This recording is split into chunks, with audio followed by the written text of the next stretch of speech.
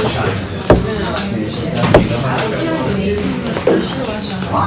right. Where's everybody?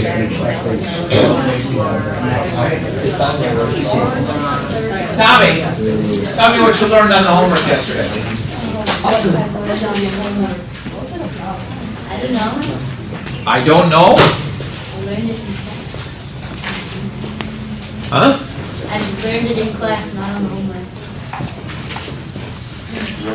Okay. What did you learn on the day 4 assignment yesterday, Mr. Smarty Pants? Oh, isn't that the same? I don't know. I learned how to use them. Okay. What's them? Factor them. Factor them. Factor the things equal to 0. Factor the things equal to 0. Could you be more specific? The, I don't know what it's called. The zero product property. Thank you, Jack. You want to take over? Too bad. Tell me. Tommy, you can continue. What's a zero product property? It's when you put two pairs equal to 0. Okay. And what are you doing with those two pairs? Let's say A and B. What am I doing with those two things? You're equaling them to 0, Why? so you can get the answer to x. Not horrible. Eddie, what do you got for me? It's just taking the problem and putting it, and then like multiplying it so I can make sure that Well, there's the key that he didn't mention. We're multiplying. So if we start with an equation like A times B equals 0, what do you know about A and what do you know about B? Do we know which one equals 0? So therefore, what do we assume? They both equal 0. Okay? Beautiful. So if, we'll do it in an if-then statement, if A times B equals 0, comma, then A equals 0 and B equals 0. Okay?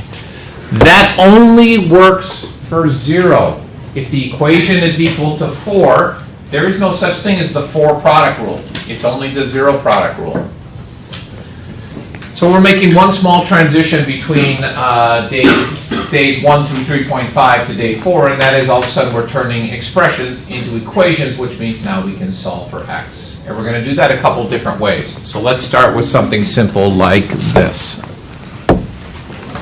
This is problem number 1, and we will do x squared minus x minus 6 equals 0. How do I solve that? Go ahead, Jack. first you factor it. Okay, so how does it factor?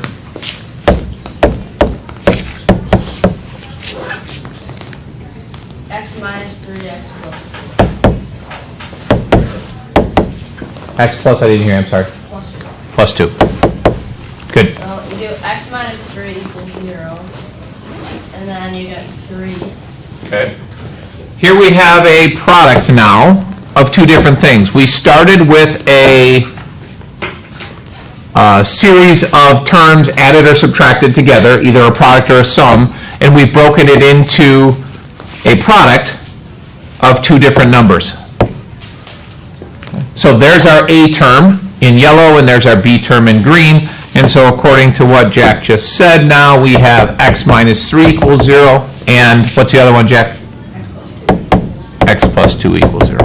Therefore, x equals 3. and Negative 2. -2. Done. Now we're solving quadratics. There's a couple basic rules in algebra that you need to continue to remind yourself about. That is, are you familiar with the term degree of an equation? No? Degree of the equation is the highest exponent in the problem. These are second degree equations, also known as quadratics. The number of solutions must always, without exception, match the degree of the equation. If I have a linear equation, which is degree 1, there's only going to be one answer. If I have a quadratic, degree 2, there has to be 2 answers. Always, without exception. Okay? If I have a cubic, degree 3, there's going to be 3 answers. And you start to see a pattern here. We're going to focus mainly on quadratics. And therefore, every one of these problems, you should get 2 answers. There's no exception to that rule. That's number 1. Number 2, basic algebra rules. Whatever you do to one side of the equation, you have to do to the other side of the equation. You can do pretty much whatever you want. Double it. Add 4. Take the square root. Square both sides. All these other things start coming into play, and therefore, keeping that in mind will make your life a little bit easier. Okay, let's look at a second example then. What if we have the following?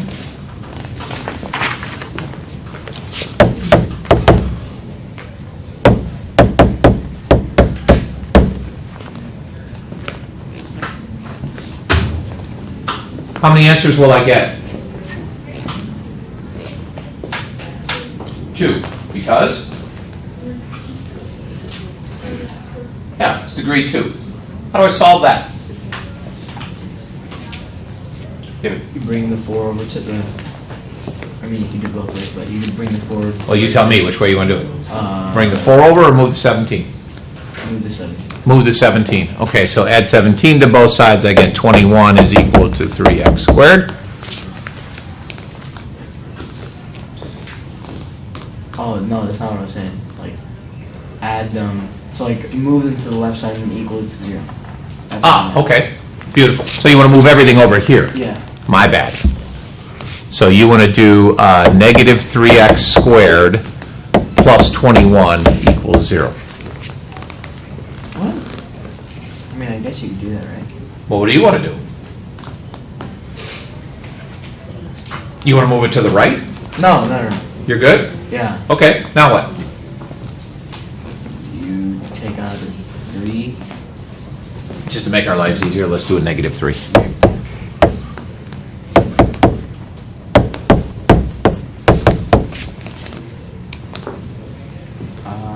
Do you equal that to 0? The x squared minus 7.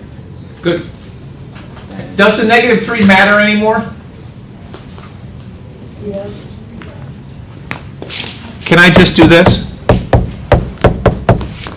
No. Actually, I can't. How did I go from that third step to that fourth step? I divided both sides by negative 3. What's 0 divided by anything? 0. 0. So the negative 3 all of a sudden doesn't matter. Remember when we were factoring, you can't just make that constant disappear. It had to be there. Now that we're solving equations, we can get rid of that constant out in front. Okay, now what? Add 7. Add 7 to both sides. Uh-huh. Then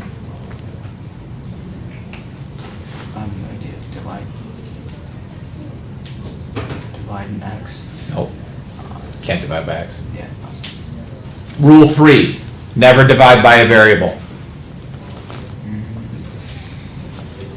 Now what do I do next? Square? Nope. Because if I square it, I'll get x to the 4th equals 49. Patty? Take the square root of 7. Square root of both sides.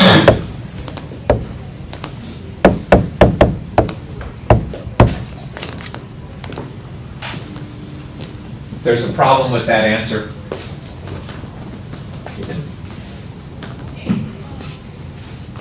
There's only one. There's only one answer. So, where did I screw up? Because that rule that I gave you before is always true. I have to have 2 answers. Where's my other answer? Howdy. Square root of negative 7. No, not quite. You're on the right track. Is it the negative 3? Nope. Negative 3 is fine. Let me ask you a question. Sidebar here. What's the square root of 4? 2. What does it mean to take the square root? What am I looking for when I take a square root? Why is 2 the square root of 4? Somebody said it over here. Because 2 times 2 is 4. In other words, when I'm taking a square root, I'm looking for a number that when you multiply it by itself gives you the radicand, the thing underneath the radical symbol. Isn't it also, it's positive 2 and negative 2? Correct. Plus or minus 2.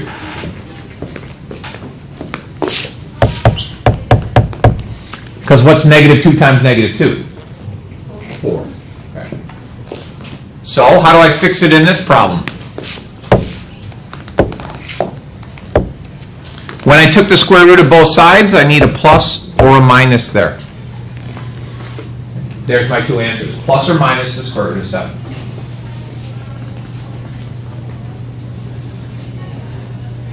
You don't have to plug it back in, do you? Nope. Unless you want to check your answer. But if you've got some confidence in your mathematical abilities, then you don't have to worry about it. That's called the square root method. Notice there was no factoring involved in that. Well, a little bit. There was a GCF. But it wasn't the same factoring that we did in problem number 1. Okay. Because we have that ability to take the square root of both sides, it makes our life a little bit easier, and we can solve that. Okay, questions on this before I move on? All right, question number 3.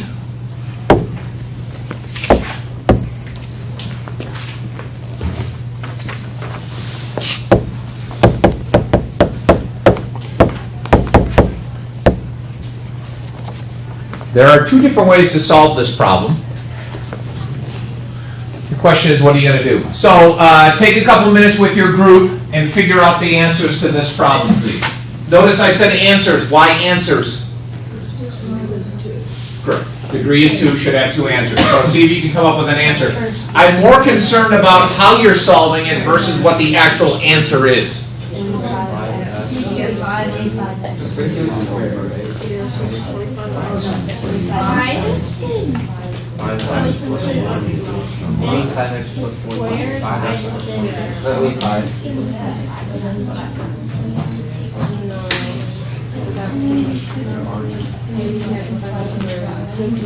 Oh, yeah,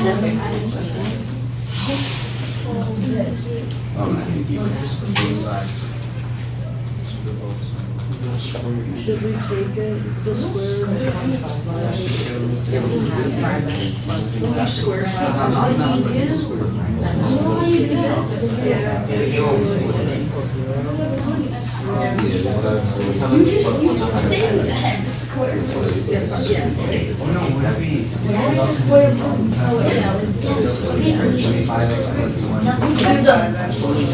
well, you kept saying it's square. No, you kept saying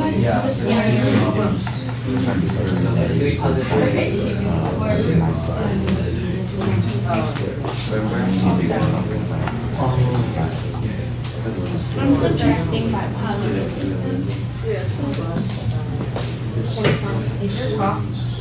Yeah, but it can still be negative 5.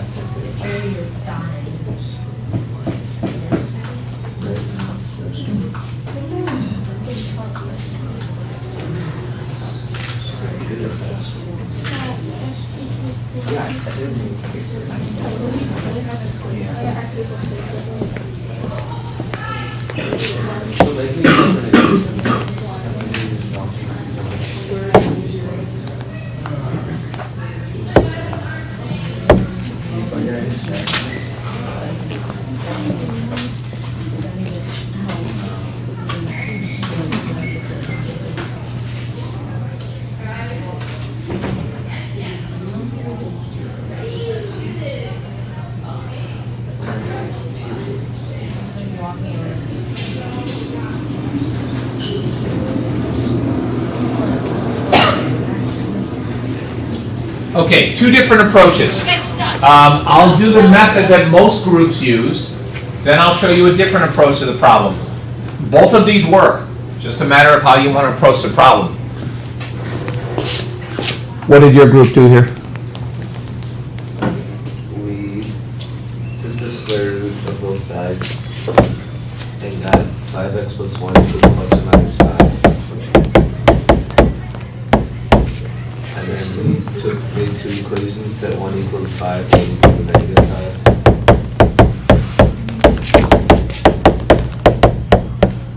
And then we set them both equal to 0 and then solve. Wait, okay, so you solved each of these. Yeah. So 5x is equal to 4, so x is equal to 4/5, is that one of them? Yeah. And then 5x is equal to negative 6, so x is equal to negative 6/5. Beautiful. Okay, one possibility. Caitlin, what did your group do?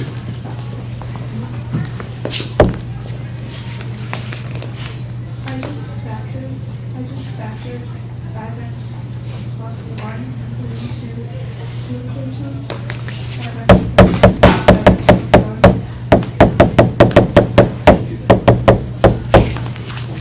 1. Okay. So they decided to rewrite that as 5x plus 1 times 5x plus 1. You multiply that out, right?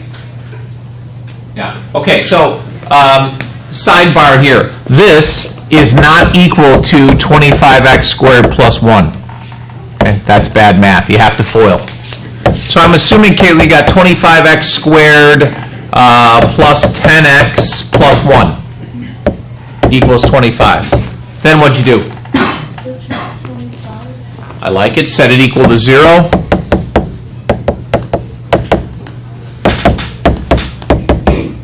Uh-huh. And then you FOIL it and then set both sides.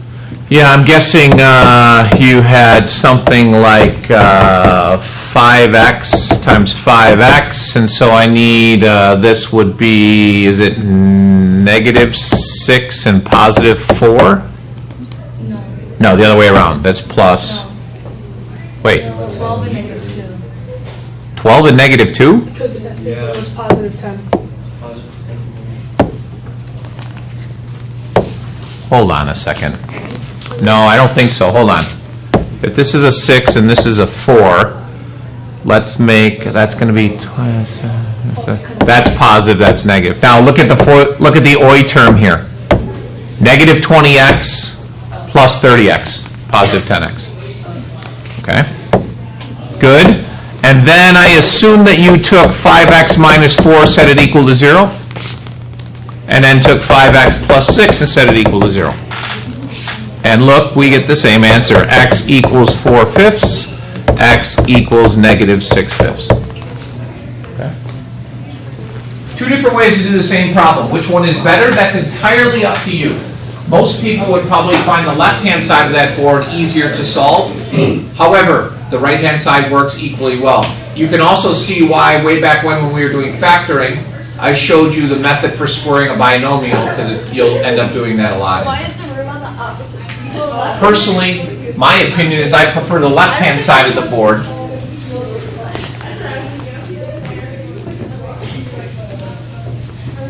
Shh. Sorry, I had to hear you regulate like that. I prefer the left-hand side of the board, but you can do the right-hand side too. The only thing that matters is these two answers match these two answers. Okay? I did walk around, as some of you made the mistake that I thought you might make, is when you took the square root of 25, you just got 5, which means you only had one answer. All right, next on the agenda, example number 4.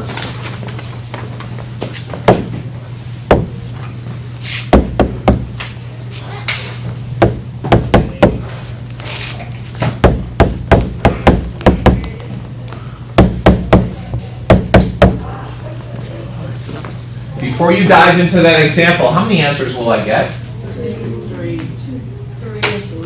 How many answers will I get? 3. 3. That's a third degree equation. In this case, best bet is to set it equal to 0.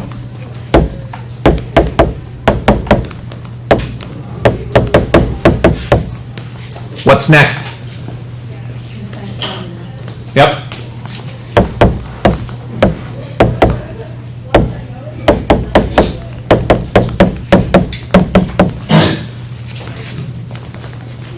Question? No, and x equals 0, That would be one of the answers, yes. and then you just factor. Okay, so how does 6x squared plus 13x minus 5 factor? What do you think, 3 and 2? Or you want to do 6 and 1? For the x's, I mean. 3 and 2, let's try that. 3x, 2x. Minus 5. So if I put a positive 5 here, and put a minus 1 there,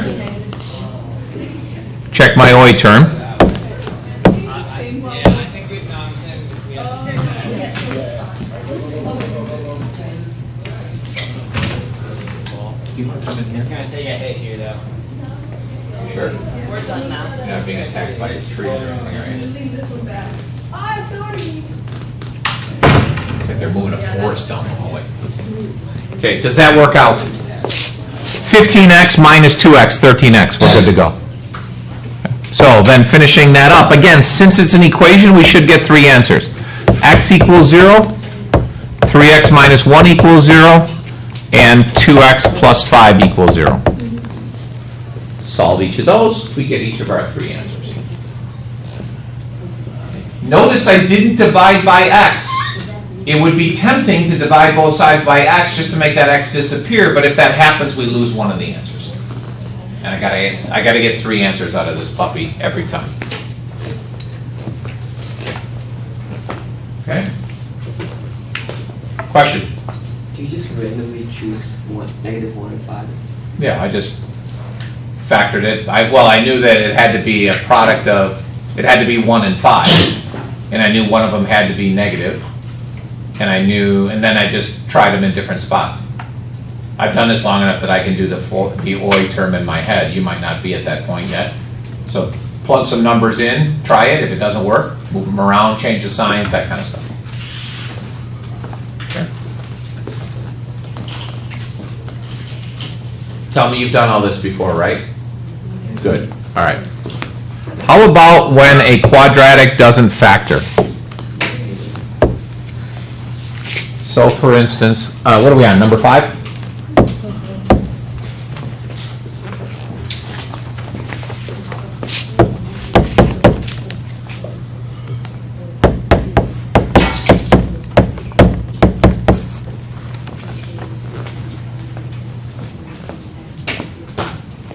I don't think that factors. No, I'm sure that doesn't factor. If we were doing factoring, the answer would be it's prime, it doesn't factor. But it's an equation now. And all those things I talked about already still have to apply. We have to be able to get two answers for this equation. Since it doesn't factor, we can't do that. We can't use the square root method, because taking the square root of both sides isn't going to work here. So we have to switch to your friend and mine, Mr. Quadratic Formula. Remember that. Okay. Now, I hesitate to show you this, but you're going to need it. The problem is, once I show it to you, you're going to want to use the quadratic formula all the time. And the problem is, it takes too long to use it.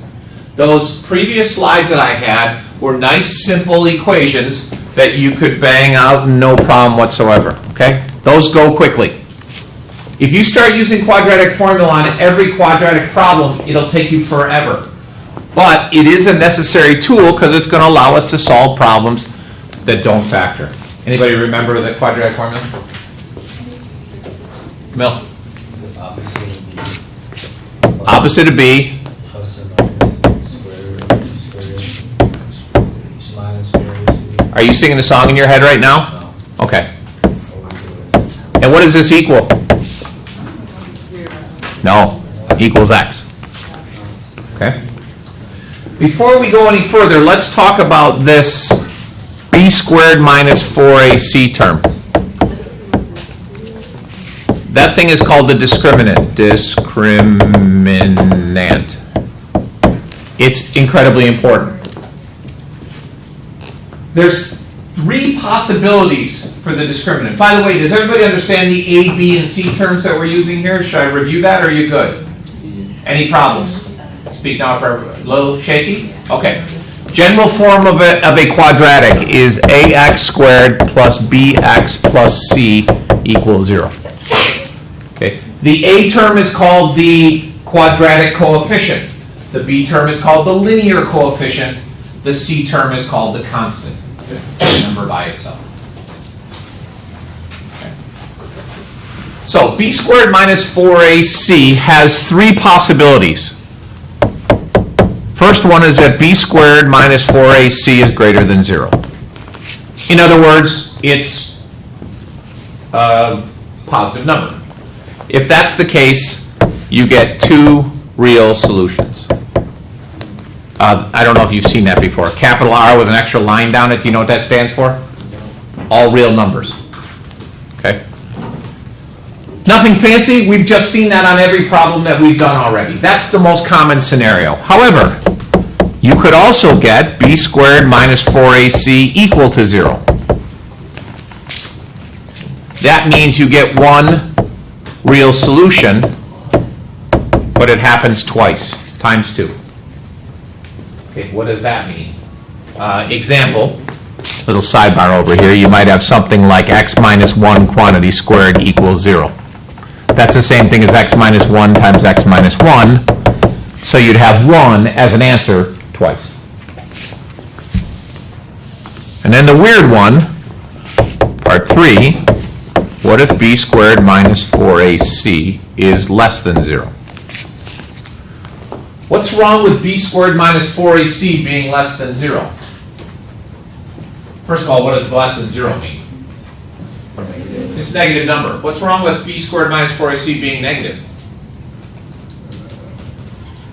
It's not, there's no answer. Why?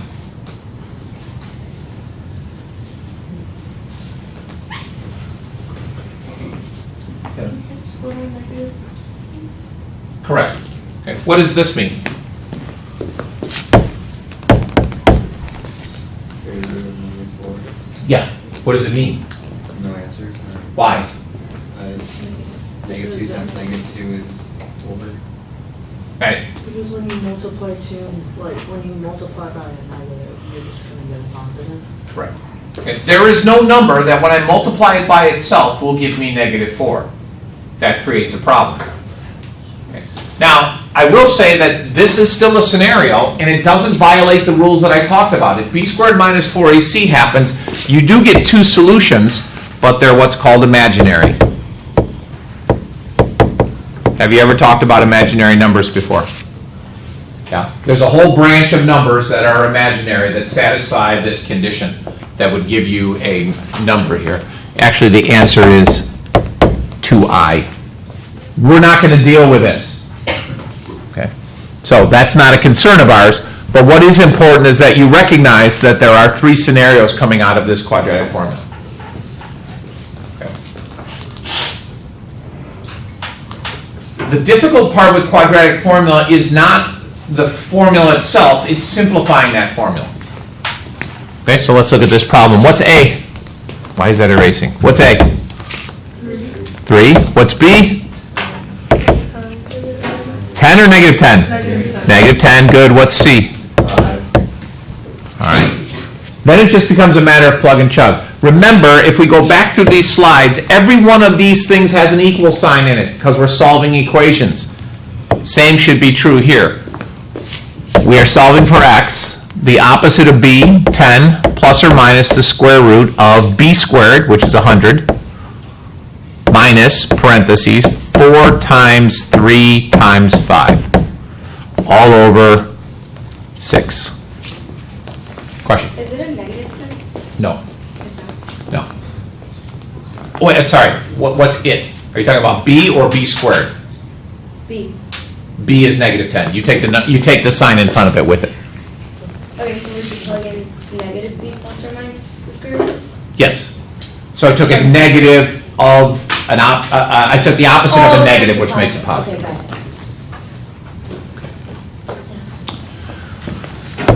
it. Okay, so 10 plus or minus the square root of 12 times 6, or 12 times 5 is 60, minus 100 is 40, all over 6. Get rid of some of that, got a little crazy there. How do you simplify the square root of 40? What goes into 40 that's a perfect square? Remember when we simplified radicals a while ago? 4. So this becomes 10 plus or minus 2 square roots of 10 over 6. Now, in that previous step, you might have been saying to yourself, I'm just going to simplify 10 over 6 to 5 over 3. Doesn't work that way. You can't do that because there's a plus or minus in there. What you have to do is factor out the GCF in the numerator before you simplify. Okay, so Let me shrink this a little bit, move this up here. Okay, so this becomes 2 times 5 plus or minus the square root of 10 over 6. Now I can simplify to be 5 plus or minus the square root of 10 over 3. Those are the exact answers. And notice there's 2 answers. One when it's positive, one when it's negative. Bust out your calculators, please, and tell me the decimal equivalents for these problems.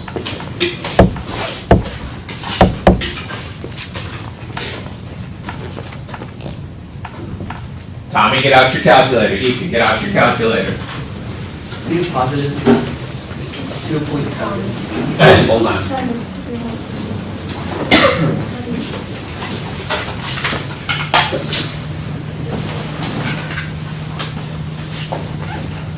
Some problems you'll get 2 positive answers, some problems you'll get 2 negative answers, some problems you'll get a positive answer and a negative answer. It depends on the scenario.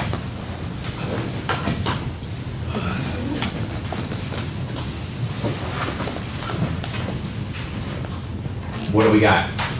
Positive, it's 2.7, can somebody confirm? Yeah. Okay. And the other one? 2. Negative?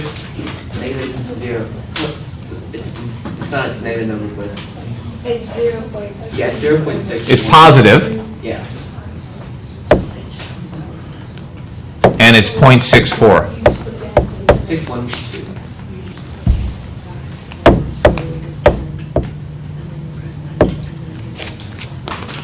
Can somebody confirm those 2 answers? We're good? Okay. The problems will ask you for exact answers, which is the one involving a square root. It might ask you for approximate answers, which are the decimal equivalent. Question? Yes. All right, let's do one more example. Can I move on? You got this? Yeah, good.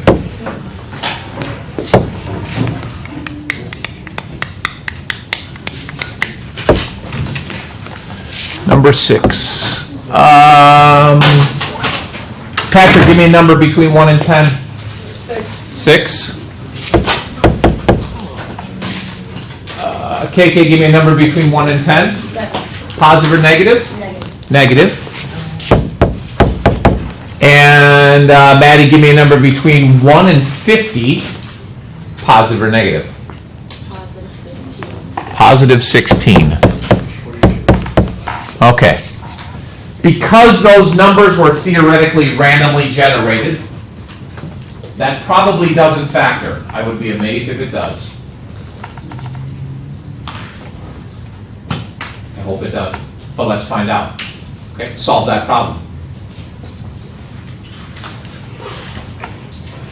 Square root method doesn't work because we have a traditional trinomial. Therefore, you would start by checking to see if it factors. If it factors, great. If it doesn't factor, then you got to go to quadratic formula.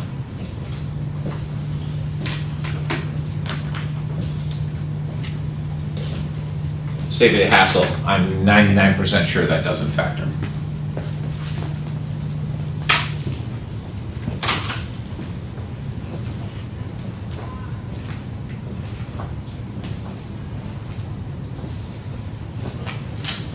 Let's go.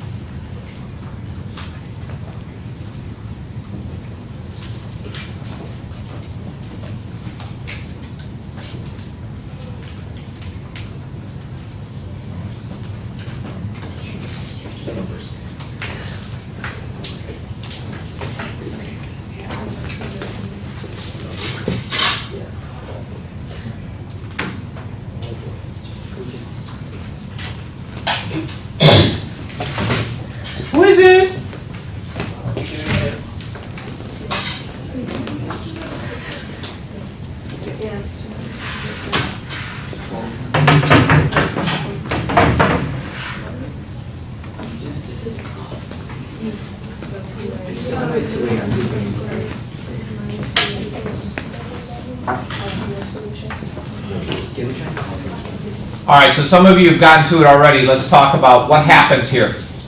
All set? Sleep. That's how we do it in a second. Is that you talking, Ethan? What did you say?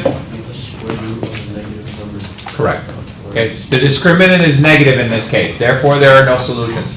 There are two solutions, but in this class, we don't care about imaginary numbers. So you just stop and say no solution. Okay. Now, how do we know that? If we set it up like you would normally do a problem, we would get something like the following. 7 plus or minus the square root of 49 minus 4ac all over 12. Okay. Which looks nice. Everything seems fine until you start plugging in the numbers. 7 plus or minus the square root of, what does this turn out to be? Negative 335 all over 12. As soon as you see this, you're done. No solution. Because again, in this class, we only care about the real number system. Any problems? Okay, let's try it again with one small change. Make this negative.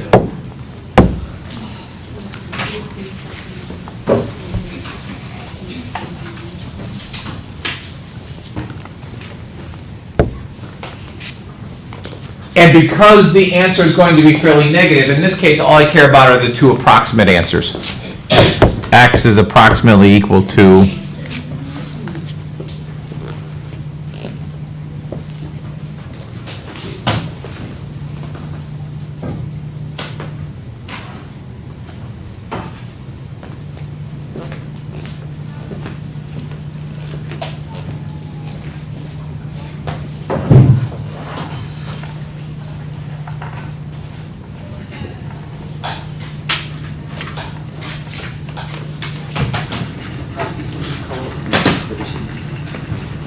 magic.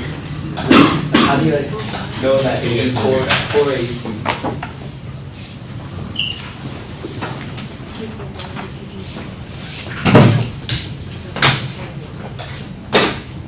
It's called math magic.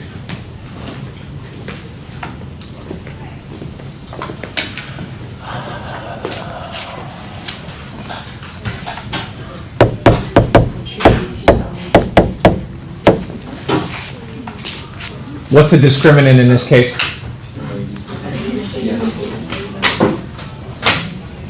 Anybody?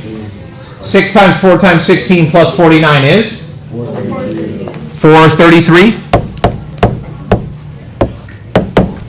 Okay. Which is approximately equal to?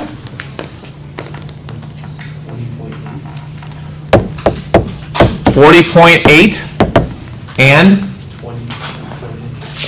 20.8. Can somebody confirm those? No. This one's 20.8. And wait, no.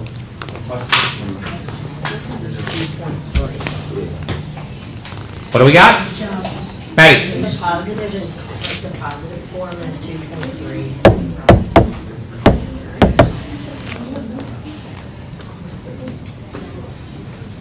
Negative 1.6. You got 2.3 also? Uh-oh. It goes negative 1.15. So you might have to do it. I was like, yeah.